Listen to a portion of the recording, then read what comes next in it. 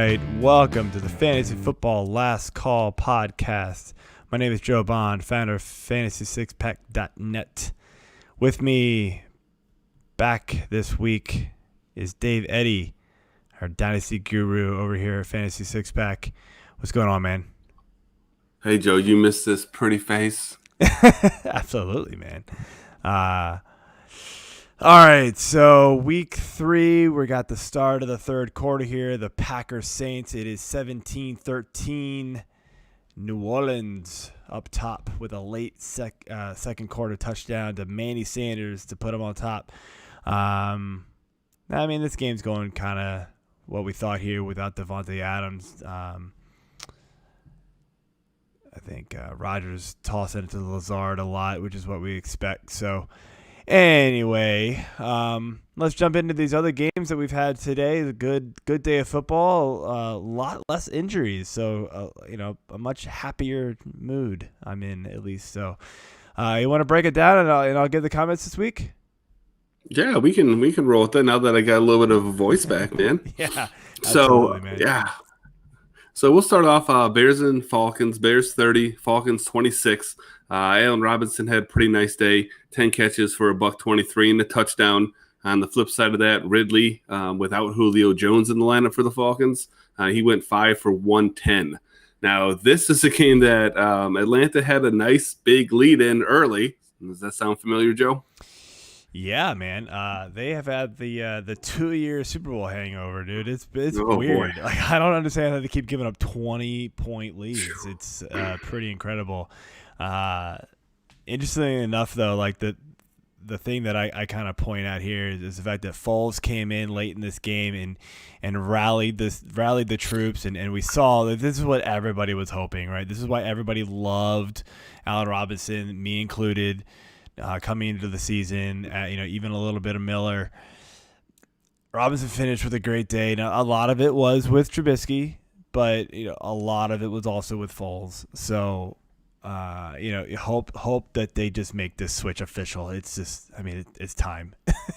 They've won. They started out 2-0, now 3-0, but it wasn't really because of Trubisky. Let's be honest there. Like, this offense runs so much better with Foles under center. So hopefully there's much better things to come for A-Rob and their people who have him on their team. So, well, and we'll see. Trey Cohen went out. They believe he's got a torn ACL, so that's going to make it. I did see that. Yeah, that's going to make it the David Montgomery show, and that's going to hurt the passing game a little bit. But yeah, well, hey, maybe more for A-Rob. I'll take it. Yeah, you would think so. I've got him next game on so many teams. So. Oh, who is it? Allen Robinson? Yeah, I've got A-Rob on like almost every team I have, it feels like. I don't blame you. Next one, we got the Rams 32, the Bills 35. This was a pretty damn similar game. The Bills were up quite a bit early. I can't remember how much they were up by, but they're up by about 20, I think. And then all of a sudden, Rams came back big time. Henderson led that backfield with 20 carries for 114 yards and a touchdown. Coop had a pretty big game, 9 for 107 and a touchdown. And then Josh Allen, man, just kept doing his thing. Pretty efficient. He did have a fumble, but 24-33, just over 300 yards, 4 more touchdown passes, pick to go with that. And then he ran one in as well. But they almost blew that game. They had to go down and score late. And they almost did not do so. There's a lot going on at the end of that game. But at the end of the day, they're 3-0, and Josh Allen's looking fantastic. Yeah, dude, he's looking MVP level right now. And, like I said last week, and I said on the Fantasy Six-Pack Hour on Thursday, when you drafted Allen, you were going with the floor pick there with the rushing, and you were going to get those boom games because of the rushing, and then every once in a while he'd throw a couple touchdowns, for 250 yards or whatever. He's been lighting it up with Diggs and Brown and then some, dude. Like, it is amazing how efficient he is passing right now. I don't know how much longer it's going to last, but you're loving it if you are a Josh Allen owner, and I luckily nabbed him in a couple places. On the other side of the ball here, we got Henderson, who took the vast majority of the touches, even with Malcolm Brown there. You got to wonder, like, if Malcolm Brown was really healthy. I know he was a game time call. Akers was obviously out. And I remember listening to John Hansen on SiriusXM talk about his what does he call it? He calls it his like scrub squad or whatever he wants to go. I forget what it is, but they have a name for it. I'm totally botching it. But I remember he put Robert Woods on there this week because the Bills obviously have Tre'Davious White. Is that his name? Yeah. Tre'Davious White. Yeah. Tre'Davious White is who's gonna cover Woods. He covers the outside guy. So Kupp, or it was either Kupp or it was gonna be the tight end. Higbee. I kept thinking Everett, who I know is the other tight end, but I was blanking on the other one. But yeah, Higbee. It was either going to be Kupp or Higbee who's going to run the slot and just eat. And obviously it was Kupp. So, but yeah, so you're taking that from a Kupp owner who obviously has struggled to start the year. So you're hoping the arrow's pointing up there, but I'd still be worried that this is with Kupp, that this was just a random game for him at this point. Like I don't know how consistent Kupp's going to be this year, but he comes and goes, man. So you never know. And I gotta say real quick, Diggs is somebody in DFS that I completely faded because he was going up against Jalen Ramsey, right? And he had a big day, but yeah. Oh wow. Yeah, so I mean that's to me just as important as seeing Josh Allen have another big day. You know, that his new toy, if you will, was able to excel in a tough matchup. So next game up, we got the Washington football team against the Browns. Browns win that one 34-20. So in the notes here, Joe, you've got the initials WFT for Washington football team, but you almost should make it WTF. I've done that a couple of times. I've done that. I mean, the way Haskins is playing, man, 21-37, 224. 2 touchdowns, and if I stop there, I guess you wouldn't be super upset, but then you got to throw in the 3 picks. Yeah. That's what got him. For the Browns, very even backfield as far as, touches are concerned, but Chubb took his 19 for 109 and 2 scores. Yeah. Hunt only had his 14 for 46. So, Browns definitely brought it on the ground. I don't know if they played good defense or if they just faced, Washington offense. But either way, a nice victory there for the Browns, and good to see Chubb kind of get back at it. Yeah, absolutely. There's not much to talk about this game. It's kind of an ugly game, to be honest. I mean, just Washington's not a good team. You're gonna rack up yards, and McLaurin's gonna be okay. Haskins sucks. Like you can't ever rely on him. Gibson, okay, fine, flex guy if you want. The running game for the Browns, it's obviously Chubb, RB1, RB2 every week. Hunt's going to be in that RB2 flex range every week, but that's what you get with Hunt. You're going to get the back end of that rotation, and if he doesn't score, then and when the game script is they're ahead, he's not going to get those catches. So that's where he gets hurt. So I think most weeks they're not going to play a team like Washington, and they're not going to be in positive game scripts, so you're going to be fine with that most weeks than not. So I wouldn't worry about it if you're a Hunt owner. Yeah, for sure. Next up, we got Titans Titans versus Vikings. Titans won that one 31-30. It was actually kind of not as close as the score there till the end. Derrick Henry ended up pounding that rock 26 times. For 119, he got 2 touchdowns. Oddly enough, those 2 touchdowns were in about a 2-minute span, where he went down, scored a touchdown, of course, and then they got a pick, ran it back, almost back for a touchdown, and then he took it in again. So I'm happy to see him finally get in the end zone this year. But kind of the bigger thing on the other side of the ball was Justice Jefferson finally came to play. He had 7 catches for $175 and got in the end zone as well. So way outpaced Thielen this week. So it kind of, it was a little bit interesting then with that Vikings offense, who's been pretty terrible. But if you can throw in, Justin Jefferson along with Thielen, and then Cook had a big game as well, you could maybe see that offense turn things around. Yeah, I mean, we all like Jefferson. It's kind of a back end sleeper pick this year. Somebody replacing Diggs, but you didn't know quite how he was going to react coming off a lack of preseason, lack of camp, etc. You name it there. We all know he's super talented. This is, this is coming out party, man. The Titans defense is pretty solid. I still don't know if I'm going to trust Cousins because I still think this is a run-first team. I just think, game script kind of made this we need to keep up type of thing. But, yeah, you love to see it from Jefferson. And I kind of think Thielen needs it too. Thielen needs help. Thielen's not going to be an all-by-himself receiver. But, yeah, I love to see it as a Jefferson. I actually got him at a couple dynasty leagues I'm in, so I love it.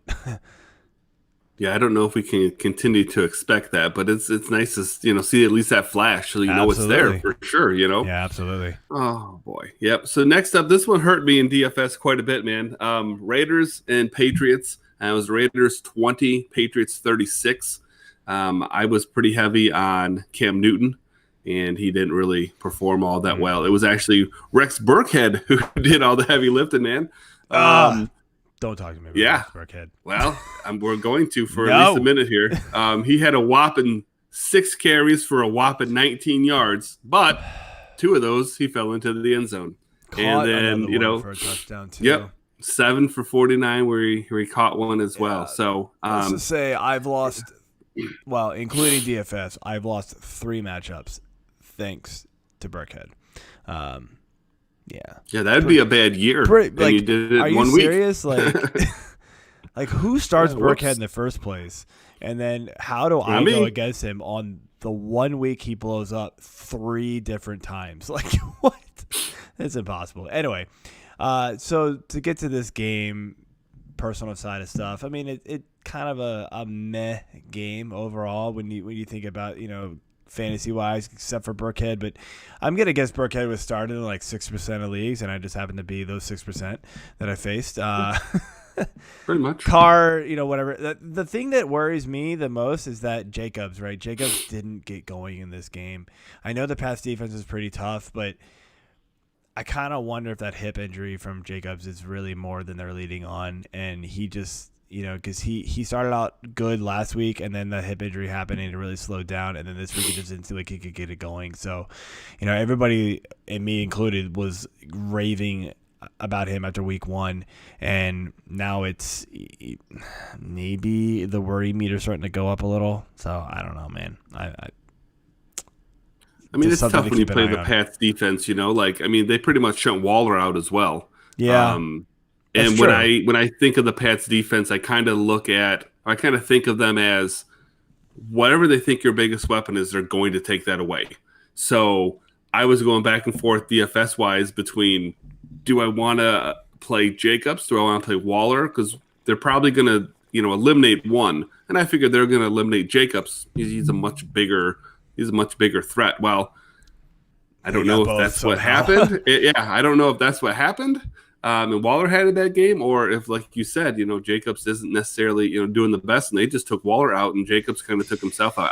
I don't know. It's tough. We'll have to wait until they don't play the Patriots next week, and just see what happens there. It's not. They played the Saints last week too, and the Saints are pretty tough on D as well. Although they randomly the passing game and Carr and Waller just ate them up. But the Saints overall have a pretty good D. So I'm waiting to see until they can get to a normal defense, see what happens here. So moving on. Yes, yeah. So this is an interesting one that was a blowout.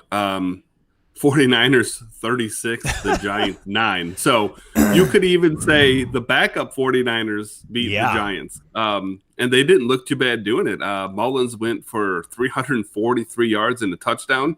And the best I can say for the Giants is at least they showed up. Nobody tested positive for COVID. They so good for them. Scored? Yeah. You didn't get shut out. Yeah. Dude, seriously, before the game started, I actually asked you, are the Giants a legit DFS option on defense this week with everybody and their mother out for the 49ers, including half their defense? I'm like, well, what are they going to do? They're going to score like 10 points, Yeah, they're going to get blown out. So, yeah, it was bad, man. The Giants just look atrocious. That offensive line is terrible. They can't get anything going. Anybody who thought they were going to get anything out of this running game, and everybody was excited about picking up Deion Lewis or, obviously Freeman was kind of in the mix, but I don't think he was really there this game, even though he was active. But I think anybody hoping they were going to get any sort of production out of that running game is, yeah. No, their best running back is Daniel Jones now.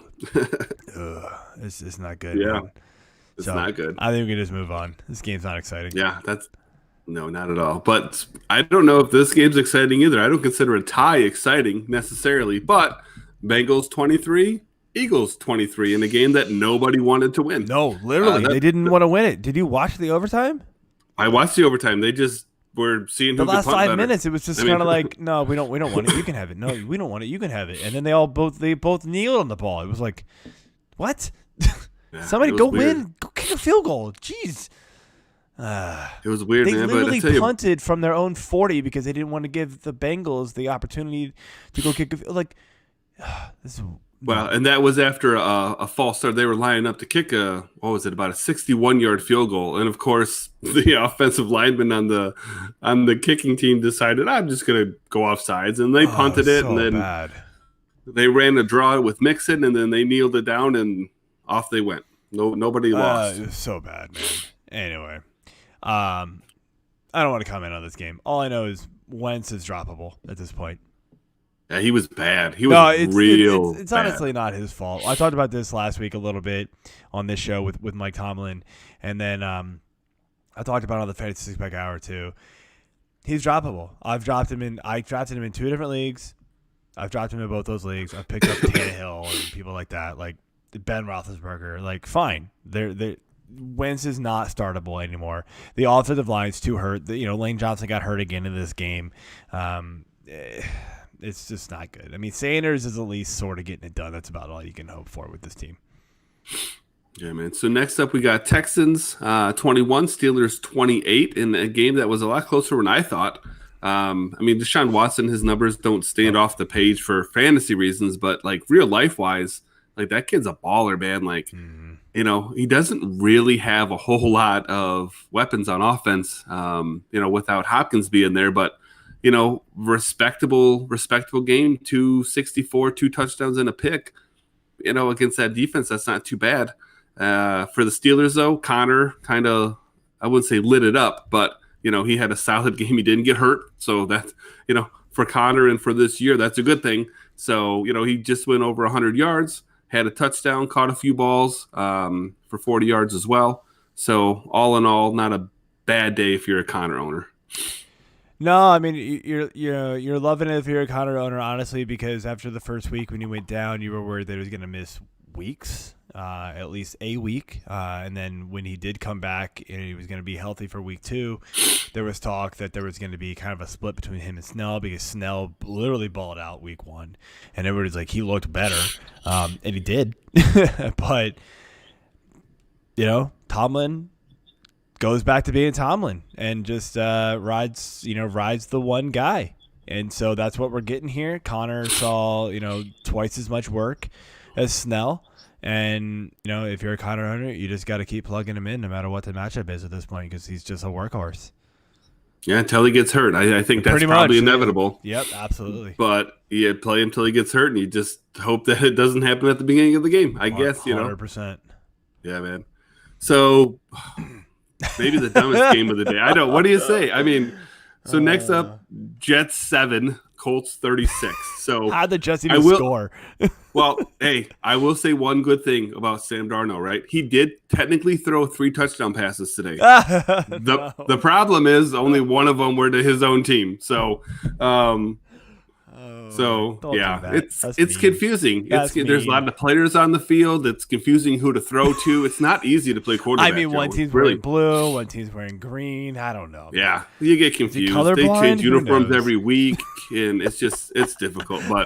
But yeah, this was ugly. I don't think that this is so much about the Colts as it is about just how bad the Jets are. But It is what it is. I mean, can Colts I came and complain did what just a they little need to bit do. more about my day and that the fact that so I'm in the Fantasy Pros Daily Fantasy Challenge thing, and the guy who's going to win this week started not just Burkhead, but he also started the most expensive defense of the week, the Colts. Who starts the most expensive defense ever and wins? Nobody, but this guy did. Like, come on. This is I'm just pissed. So there's nothing to talk about this game. Oh, well, I will say this. Like, you're kind of frustrated as a Jonathan Taylor owner. I had him going in not just DFS, but I had him going in multiple other lineups. And you thought with the Jets, especially when you went 36-7, that he was going to get some, but I mean, 14 of those points were from the defense, so I guess the offense didn't do as hot as you had hoped against the Jets' crappy defense as well. So better days ahead for Jonathan Taylor for sure, but this was supposed to be a huge game for him, so you're a little disappointed. That's right. He's going to be good. So next up, we got Panthers 21, Chargers 16, and a pretty ugly game, unless you're a Austin Ekeler owner. Austin Ekeler had a fantastic game. He had 12 carries for 59 yards and a touch, and then 11 catches for 84 yards. So that was nice to see. Herbert didn't really play so hot this week. I mean, I guess all things considered, second NFL start, he really wasn't terrible. But, he didn't do enough to win by any stretch, and Panthers kind of did just enough without CMC to get the job done. Bridgewater, if not spectacular, was efficient, 22-28. What was Davis's line? I don't have the box score up right now. What was Davis's line? I couldn't tell you. I had it up at one point, and I think he did score. I know a lot of people, obviously nobody expects Davis to take over CMC production here, but you were hoping for something decent. I want to say. While I'm looking this up, I'm going to comment on the fact that like Ekeler and Herbert here. So I know everybody was just going nuts over Herbert when he took over last week. Unexpectedly. Thoughts out to Tyrod. I know it's Tyrod, but I refuse to say that. As a Hokie fan, Virginia Tech smashed NC State last night. So yeah, go Hokies. The puncher long, it's unfortunate, dude. Herbert probably would have never been starting this game had it been for that. No. But Herbert came in last week unexpectedly, and I think it kind of caught the Chiefs off guard. I talked about this. Hell, it caught Herbert off guard. Right? Man. I mean, adrenaline running. The Chiefs weren't game planning for him. And I said it last week. Everybody was like, oh, man, Herbert's the guy. Like, he looked really, really, really good. Blah, blah, blah. And I was like, yeah, I mean, he did. It looked way better than I thought he was ever going to look, especially this early into his career. But I said, be careful. Like, we see this a lot with backups, right? They come in halfway through the game, right? And they look awesome. And everybody's just ready to be like, oh, he needs to be the guy. He's so much better than the starter. If they play different styles of quarterback, it throws the defense off drastically. The offense can account for it much better than the defense can, right? And so you get that a lot, and it happened last week with Herbert. I felt like it caught the Chiefs off guard. Tyrod likes to read one guy and then drop his head and run. Or Herbert, yes, he's got wheels, but he also likes to check down and do things. And so as an Ekeler owner, you love it because he checks down to Ekeler a lot. But Herbert likes to pass way more than Tyrod does. And so the Chiefs weren't ready for that. And so this week, the Panthers were ready for it. And of all teams, the Panthers won, right? I mean, come on. We were expecting the Panthers to win, 3 games this year? I don't think anybody was expecting one of those to be against the Chargers. Like, come on. The Chargers got a pretty good D. You would think they could have put up more than 21 points with that offense, and Ekeler and Keenan Allen and Mike Williams and then some. But, with Herbert back there, they obviously got the challenge was there for them. And I've got the box score up now. So Mike Davis ran 13 times for 46 yards. Caught 8 for 45 and a touch. So you love that. He still got his nothing like the workload that CMC gets, but the 8 catches, man, that if he can continue that, he's in RB2 territory until CMC comes back, I believe. I mean, 8 especially in PPR, like that's phenomenal, dude. Yeah, for sure. I mean, just his catching alone is what 12. That's 12 and a half. That's 18 and a half points just from his receiving work. Then you add the rushing on top of it. Yeah, you're okay with that.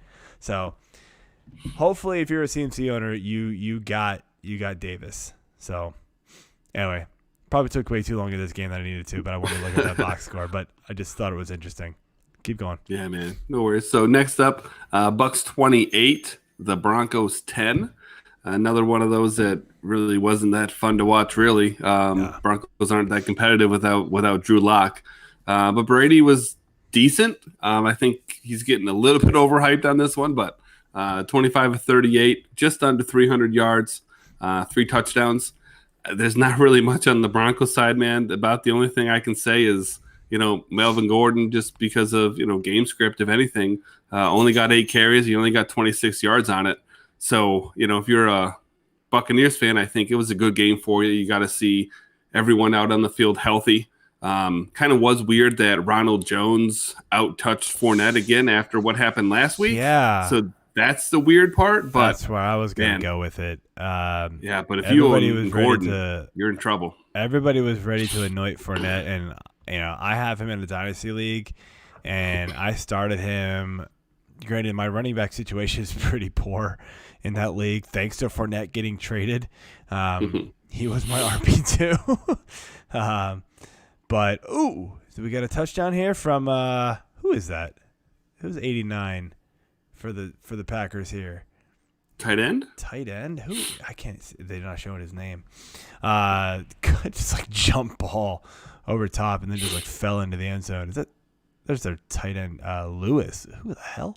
Oh, Mercedes Lewis? Is that Mercedes Lewis? Does he still play? Yeah, I don't even know. Apparently he does. Yeah, so anyway, 13 carries to 7 for Jones to Fournette. And Fournette, 2.1 yards per carry, not good.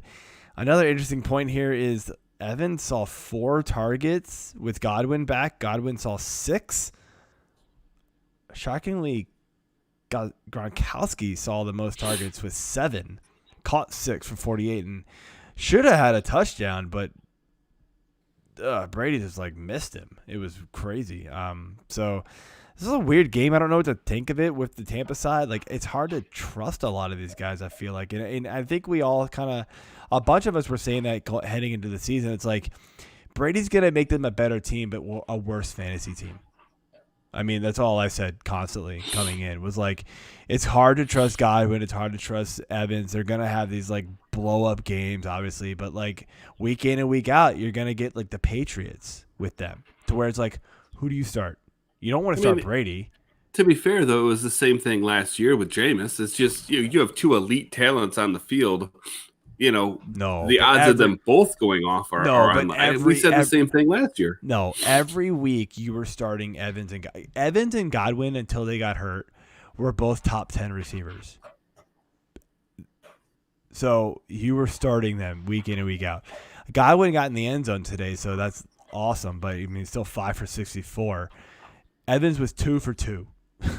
2 touchdowns. But 2 touchdowns. If you got Mike Evans, though, you're not sitting him. You're not sitting, but it's hard. It's how do you draft him and then sit him? So DFS, that's a different ballgame. But this is why I didn't draft any one of them, because you are getting the Patriots mindset with Brady coming over, and you can see it playing out. He's just getting the ball to the guy that's open, making the right call, and it's great for football. It's great for the Bucs. Great for them. It's great for Scotty Miller. They're winning, and that's awesome, right? And as a Bucs fan, you're loving it.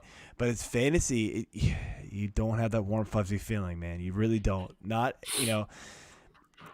even there were some weeks last year where starting Edelman, I was kind of ugh, God, I just know there's those weeks where he's just gonna do literally nothing, because when he gets covered up, Brady's just not gonna force him the ball. And so Evans today, if he hadn't got 2 of those, if he gotten into the end zone twice on 2 catches for 2 yards, He was bottled up. Brady wasn't going to force him the ball just because of Mike Evans. So that's what Brady does. So I'm not saying don't start these guys, but just be ready for those dud games because they're coming. Speaking of dud games, Lions, I should say stupid fucking Lions, hey, 26. Come on, man. They won. Shouldn't you be happy? Cardinals, 23. No, man. Like, they're ridiculous. Come on. You should be happy for once. They kill me, man. You just love Trevor Lawrence. I would love Trevor Lawrence. You're right. So for some reason, AP carried the ball 22 times. I don't get it. Why 75 yards. Swift had 0 carries for 0 yards. Kerryon Johnson 3 carries for who gives a shit number of yards. I tell you what, though, here's the one thing the Lions are apparently good at in the Matt Patricia area. They are very good at stopping running quarterbacks from running. I don't have it in front of me, but prior to today's game, the last 29 and a touchdown for Kyler Murray. Yeah, dude, I will say this. I know you watched it. That I didn't. Move, I watched Red Zone. Dude, I saw the touchdown. The juke move that Kyler put on that guy was stupid, man. Like that was a corner too. It wasn't like a D lineman. It wasn't even a linebacker, like a big, heavy-footed linebacker. Even it was a corner who should have been like fleet-footed, should have been able to like move. He made that guy look ridiculous. He did this like little like stutter step thing. I was like, oh damn, Kyler's the man, dude. It sucks he threw 3 picks today because he had a phenomenal day again. Drake just not getting it done, unfortunately. I mean, 4.1 yards average, but they're just not giving it to him they're not giving it to him in the red zone as much as you would hope. Has he even scored yet this year? I feel like he has once, but actually no, he hasn't. I can't think of it. Yes, rushing once. He's scored once, or supposed to be week 1 or whatever, but it's not great. I mean, Hopkins obviously, talked about it earlier, and I think on the drop list article this week, Christian Kirk, I think you can get rid of him. Granted, he was out this week, but but he's not getting used even when he was there. I mean, Hopkins is just dominating the ball here. I mean, 12 targets this week, 10 for 137. Even if he didn't score, it's a phenomenal day. Isabella grabbed the 2 scores, but it's it's all Murray and Hopkins, and then Drake's going to be mixed in there. Drake, I'm hoping better things for Drake because I drafted him really high in a lot of leagues. I'm really disappointed in the Swift usage here. I just don't get it with Peterson. Like, he's doing okay, but like, really? Come on, just use Swift, man. You drafted this dude to be the man. Let him be the man. Like, come on. I don't get it. You really trying to win games with Adrian Peterson? Who cares? Listen, man. Come on, Adrian's looked just fine. Don't get me wrong. He's looked fine, but not worth it. It's just weird. Like, it's just not the team that should be playing Adrian Peterson. No, absolutely not. They got 2 young backs, on that roster, and they're feeding Adrian the ball. And I mean, to Adrian's credit, I mean, he's doing well. I mean, I'm not mad at the guy. Absolutely. I just don't understand why he's getting 22 carries. No, I get you. So, all right, the last game here. Let's finish up. Oh, yep, last one here. This was, the most highly anticipated game of the week, and it was pretty good. Cowboys 31, Seahawks 38.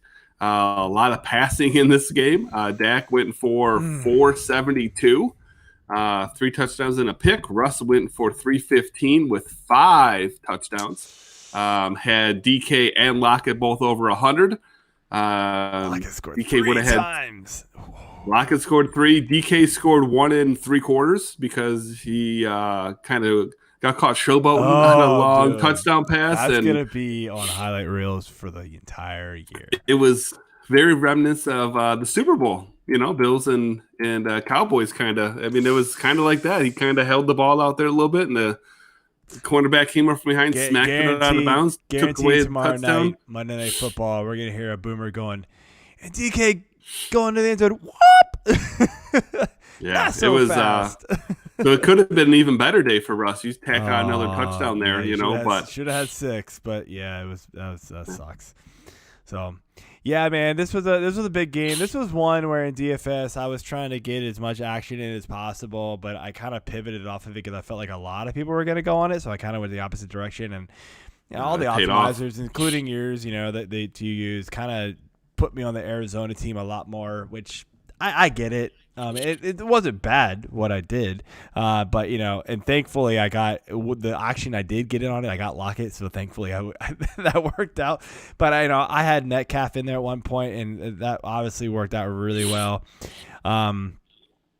Wilson's just balling out, man. Like if we were saying Allen was MVP earlier, no, just kidding.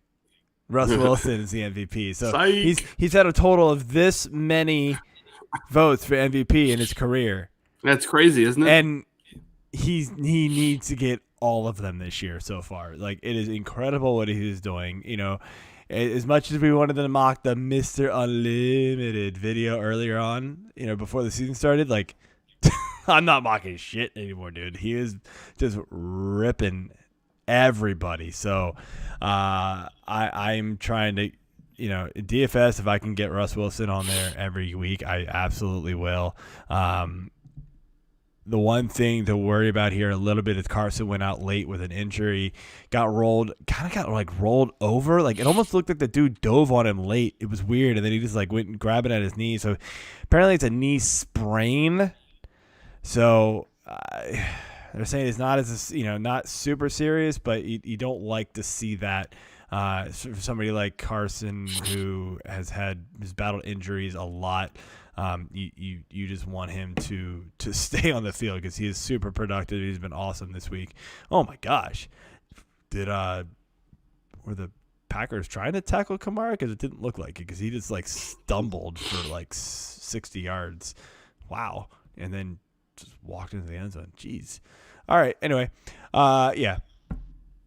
Obviously, Cowboys side, the disappointment was Lamb. Gallup finally showed up, so you're loving that. But Lamb was, somebody who I kind of finally started really buying into and slid him into a couple lineups this week where I drafted him and didn't really pay off. But I think you'll be fine most weeks with Lamb anyway. So that's all I got. You got anything else to add?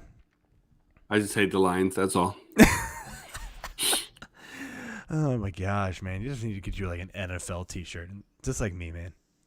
Washington football team. I'm not rooting for them anymore, so we'll just watch Red Zone. That's what I do. Red Zone. Just wear fantasy 6-pack gear, wear Michigan gear, and just boycott the team that you root for, like me. It's fun. I actually enjoy it more that way. So I gave up. All right, well, that's it. Thanks, everybody, for tuning in. And, subscribe to us on YouTube, like me on Periscope, whatever, iTunes, Spotify, you name it. We appreciate the support. So enjoy the last quarter here of football, and have a good night. See ya. See ya.